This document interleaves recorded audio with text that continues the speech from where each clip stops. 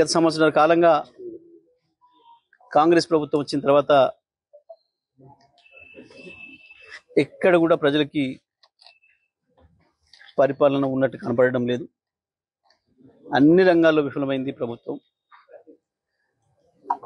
ఇచ్చిన కరెంటును చక్కగా ఇవ్వలేకపోతున్నారు. కేసీఆర్ ఇచ్చిన మంచిలను సరిగా ఇవ్వలేకపోతున్నారు. సాగునీళ్ళ సంగతి సరే సరే, ఇద్దరు అజ్ఞానులే ఉన్నారు సాగునీళ్ళ విషయంలో. ముఖ్యమంత్రి, నీళ్ళ మంత్రి. నీళ్ళ మంత్రి పాపం తనకి ఏం సబ్జెక్ట్ రాక చదువు రాక ప్రతిరోజు కేసీఆర్ని తిట్టడం మాత్రమే పనిగా పెట్టుకున్నాడు. కాళేశ్వరం కట్టి నీళ్ళు ఇక్కడి దాకా తీసుకొచ్చి నీ నియోజకవర్గాన్ని కూడా ఇచ్చినాం ఉత్తమ్ కుమార్ రెడ్డి. నువ్వు సోయి లేకుండా మాట్లాడుతున్నావు, అవగాహన లేకుండా మాట్లాడుతున్నావు. అవగాహన పెంచుకొని మాట్లాడు. ప్రతి ప్రాజెక్టు కాడికి పోయి కేసీఆర్ని తిట్టడం, కేసీఆర్ మీద ఏడిస్తే సరిపోదు. ప్రజలకు నీళ్ళు కావాలి. నీకు అన్నిలతో పని లేదు. వాడు వెనకట బాగా చదువుకుంటూ కొడుకు బాగా చదువుకుంటూ బడికి పంపిస్తే అని చెప్పి పక్కింటి ఉత్తరం వస్తే చదవమంటే ఉత్తరం పట్టుకొని ఏడ్చిండట వాడు. ఎందుకంటే ఏం చదవాలను రాక. నీ పని కూడా గట్టనే ఉన్నది. ఉత్తరం చదువురాక ఏడ్చిన బాపుద లెక్క మాట్లాడుతున్నావు తప్ప. ఇవాళ సూర్యాపేట జిల్లాలో కరువు పరిస్థితులు కనబడతా ఉన్నాయి. వేసిన విత్తనాలు పోయినాయి. ఇప్పటికి 2 సార్లు 3 సార్లు విత్తనాలు, పత్తి విత్తనాలు నాటుతున్నారు. రైతాంగం అప్పులపాలు అవుతున్నారు. వరి నార్లు పోయినాయి. కనీసం సమయానికి నీళ్ళు వస్తే, కాళేశ్వరం నీళ్ళు వస్తే దుక్కులు దున్ని ఆ డ్రమ్ సీడ్తోనైనా వేసుకుందామని చెప్పి రైతులు ఎదురు చూస్తున్నారు. కానీ నీ మాటల్ని చూస్తే నువ్వు నీళ్ళు తెచ్చే పరిస్థితులు కనబడతలేవు. ఏమన్నంటే ఎన్డీఏసీ అదో పనికి మాలిన చర్చ. ఎన్డీఏసీ అవసరం లేదు మనకు.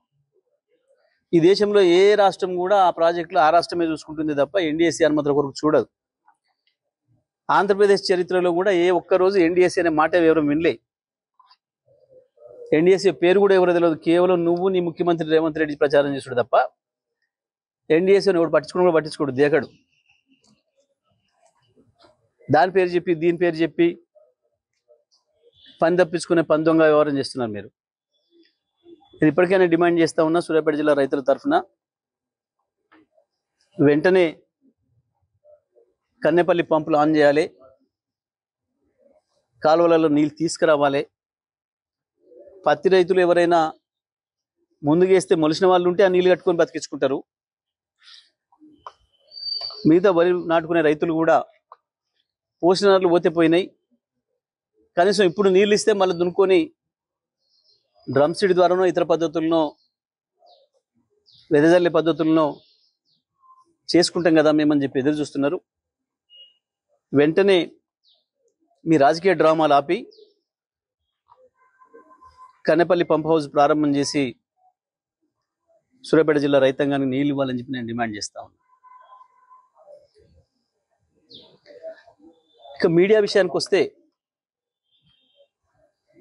నిన్న ఏదో మహా న్యూస్ మీద ఏదో దాడి చేసిరని చెప్పి పాపం చాలా కన్నీరు గారుస్తున్నారు. చంద్రబాబు నాయుడు గారు, వారి మంత్రివర్గ సహచరులు, ఇక్కడ వారి శిష్యులు, వారి శిష్యవర్గం మంత్రివర్గ సహచరులు. కానీ మేము ఒకటి చాలా స్పష్టంగా చెప్పదలుచుకున్నాం. ఇక్కడ కొన్ని మీడియా హౌజులు కావు. మీడియా పేరు అడ్డం పెట్టుకొని స్లాటర్ హౌజులు నడుపుతున్నారు. ఇవి మీడియా హౌజులు కావు, స్లాటర్ హౌజులు. కొన్ని 2-3 స్లాటర్ హౌజులు ఉన్నాయి. కేసీఆర్ని ఎట్లా చంపాలి, కేటీఆర్ని ఎట్లా చంపాలి వ్యక్తిత్వాన్ని అని చెప్పి అదే పనిగా దాడులు చేస్తున్నారు. నిజమే, మీ చేతుల్లో ఆయుధాలతో మీరు దాడి చేద్దామని అనుకుంటే లక్షలాది మంది కేసీఆర్ అభిమానులు చూస్తూ కూర్చోరు. వాళ్ళ చేతుల్లో ఉన్న ఆయుధాలకు వాళ్ళు కూడా పని చెప్తారు. నిన్న జరిగింది దాడి కాదు, నిరసన మాత్రమే. నేను దాడి మొదలు పెడితే అట్లా ఉండదు. కానీ మొదలు పెట్టమని మాత్రం అనుకోకండిగా.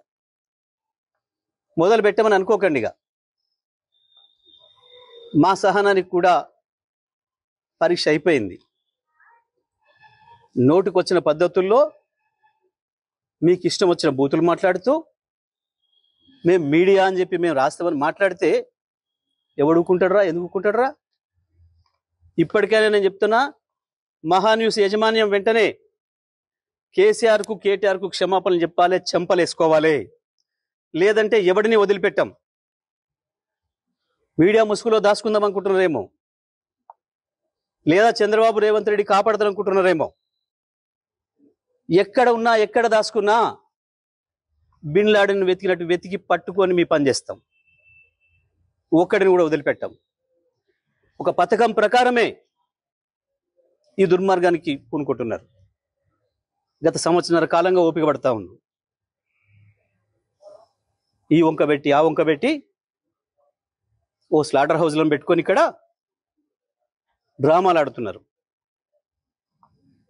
ఎవరి గురించి మాట్లాడుతున్నారు? తన ప్రాణాన్ని అడ్డం పెట్టి తెలంగాణ సాధించిన కేసీఆర్ గురించి మాట్లాడతారా మీరు? ఏమనుకుంటున్నారు? మీ బల్పులేంది, మీ అహంకారాలేంది? కేవలం ఇది తెలంగాణని ఆంధ్ర నుంచి విడదీసిండు అన్న కక్షతోని సంవత్సరాల కాలంగా మీ చెంచగాన్లో చిరికట్ ప్రభుత్వంలో ఒకరిద్దరు నీచులు ప్రభుత్వాన్ని ఏలుతున్నారు. మా బాబు చెంచాలు, మా చెంచాలు అనుకుని విర్రవీగుతున్నారు.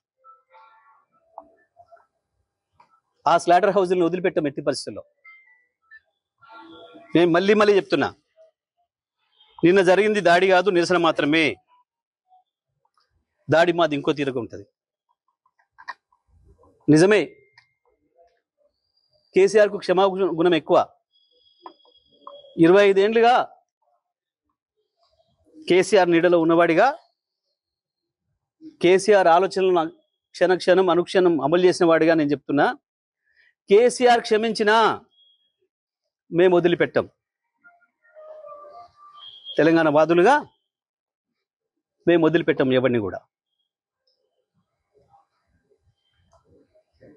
నేను అన్ని ఆలోచన చేసి చెప్తా ఉన్నా. సంవత్సరంన్నరగా ఓపిక పట్టినాం. ఏ పోలీసులు ఎవడు ఆపలేడు మిమ్మల్ని. తెలంగాణ పోలీసులు మాపై దాడి జరిగితే ప్రేక్షపాత్రం వహిస్తారు, ప్రేక్షకులాగా చూస్తున్నారు. మేము పిటిషన్లు ఇస్తే వాళ్ళ దగ్గర అక్రమ పిటిషన్లు తీసుకుని మాపై కేసులు పెడుతున్నారు. దీనికి ఏదో భయపడతాం అనుకుంటున్నారు. దానికి భయపడడానికి లేం. చాలా మందిని చూసి వచ్చినాం. ఇక ప్రజా కోర్టుల్లోనే శిక్షలు ఇస్తాం. అది కూడా నేను సాకు చెప్పదలుచుకున్నా. ఇక నుంచి ప్రజా కోర్టులే ఉంటాయి తప్పకుండా. పోలీసులు వాస్తవానికి న్యాయస్థానాల వైపు తీసుకుపోకపోతే నేరస్తుల్ని మాకు బాగా తెలుసు. తెలంగాణ ప్రజలకి ఎవరికి ఎప్పుడు ఎట్లా శిక్ష చేయాలనో మాకు బాగా తెలుసు. మీ ఇష్టం వచ్చినట్టు, మా చేతిలో ఒక ఆయుధం ఉంది, మేము వాడతాం. ఎవడికి లేవు ఆయుధాలు. చాలా మంది చేతుల్లో చాలా ఆయుధాలు ఉన్నాయి, వాడతారు, తప్పకుండా వాడతారు సందర్భం వచ్చినప్పుడు. నేను మళ్ళీ డిమాండ్ చేస్తున్నా, మహాన్యూస్ యాజమాన్యం మీరు చేసిన దుర్మార్గం అంతా ఇంత కాదు. కేసీఆర్ పైన, కేటీఆర్ పైన మీరు చేసిన దాడి ఒక హేయమైన దాడిని చేసింది. ఇంకా బుద్ధి తెచ్చుకోకుండా ఏందో అవాకులు చెవాకులు వెళ్తున్నారు. పెట్టుకుంటారా మాతో మీరు? రాజకీయ పార్టీలుగా మేము చూసుకుంటాం. కాంగ్రెస్ ఏమంటుంది, బీజేపీ ఏమంటుంది, ఇంకో పార్టీ ఏమంటుంది, మేమేమంటున్నాం, మేము చూసుకుంటాం. మీ బలిపోయింది, మీ అహంకారం ఏంది? మీ ఇష్టం వచ్చిన మేమ్స్ పెట్టడానికి ఏమనుకుంటున్నారు? ఎక్కడ ఉంటున్నారు? ఎక్కడ బతుకుతున్నారు? ఎవరు తిండి తింటున్నారు? మీకు మీ మనవాళ్ళేమనుకుంటే యువతలో ఉన్నది మనుషులే కదా. లక్షలాది కోట్లాది మంది ప్రజల హృదయాల్లో స్థానం సంపాదించుకున్న నాయకుడి గురించి కదా మీరు మాట్లాడుతుంది. మాకు రావా? మాకు తెలియదా? మా త్యాగాలు చేసిన చరిత్ర మాకు లేదా? మళ్ళా కొంతమంది త్యాగాలు చేస్తాం, ఏమవుతుంది? ఉంటారా? ఏ బలుపుతోని, ఏ అహంకారంతోని, ఎవరిని చూసుకొని ఈ ప్రేలాపన? ఒక్కొక్క అక్షరం రాసే ముందు ఎంత జాగ్రత్తగా ఉండాలి, ఒక పదం మాట్లాడే ముందు ఎంత జాగ్రత్తగా ఉండాలి. ఇప్పుడు నేను మాట్లాడిన ప్రతి అక్షరం పూర్తి కాన్షియస్తోనే మాట్లాడుతున్నా. సంవత్సరం ఓపిక బట్టి